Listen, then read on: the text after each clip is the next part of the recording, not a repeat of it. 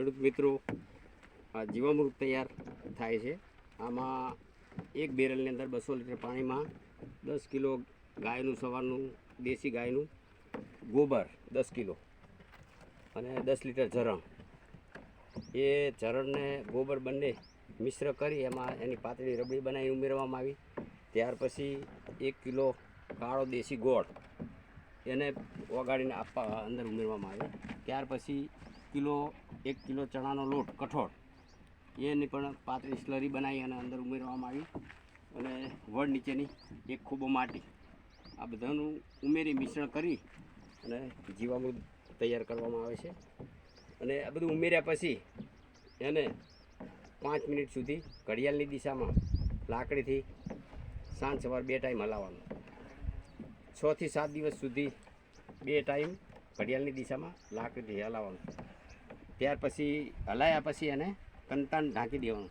કંતાન ઢાંકવાથી અંદર જે જીવાણુ જે બેક્ટેરિયા છે એ શ્વાસ લઈ શકે અને એ ઘટે નહીં. કારણ કે ચણાનો લોટ જે આપ્યો છે એમાંથી બેક્ટેરિયાને પ્રોટીન મળે છે, જે પ્રોટીન ખાઈને જાડા થાય છે અને 1માંથી 2, 2માં 4 એમ દર 15-20 મિનિટે એમાં વધે છે. 1 ગ્રામ છાણની અંદર 300 કરોડથી વધુ પણ બેક્ટેરિયા આવેલા છે. એટલે આ બેરલની અંદર 10 કિલો ગોબર છે તો આપ જોઈ લો કેટલા બેક્ટેરિયા તૈયાર થશે. ગોળ જે ઉમેરવામાં આવે તો ગોળ છે, ગોળ બેક્ટેરિયા ખાશે જેનાથી એનામાં તાકાત આવશે.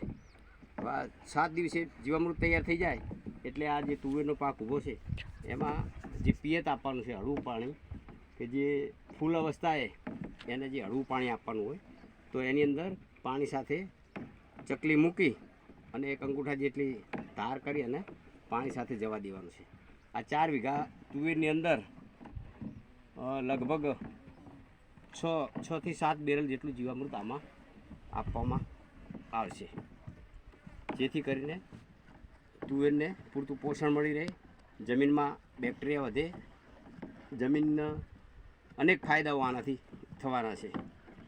જમીન પોચી ભરભરી બને, પીએચ આંક ઘટે, તેમજ જમીન ચોમાસામાં વરસાદી પાણી સારી રીતે એનો નિતાર વધે, છોડનો વિકાસ સારો થાય, દાણો એનો સારો બને અને એની સાઇઝ સારી બને, ક્વોલિટી અને ક્વોન્ટિટીમાં સુધારો થાય, એના માટે આ જીવામૃત આપવામાં આવે છે.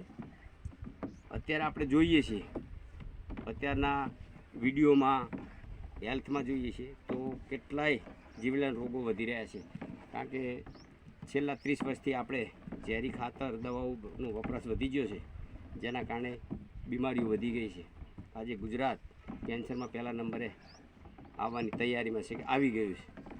તો જો આ દરેક ખેડૂત મિત્રો 1 કે 2 વીઘાની અંદર આવી પ્રાકૃતિક ખેતી કરી ગાય આધારિત અને પોતે જે ખાદ્ય ખોરાકો પકવી અને ખાય તો પોતાનું જીવન નિરોગી રહે, પોતાનું કુટુંબ નિરોગી રહે અને સારી રીતે જીવન જીવી શકે અને રોગોથી બચી શકે.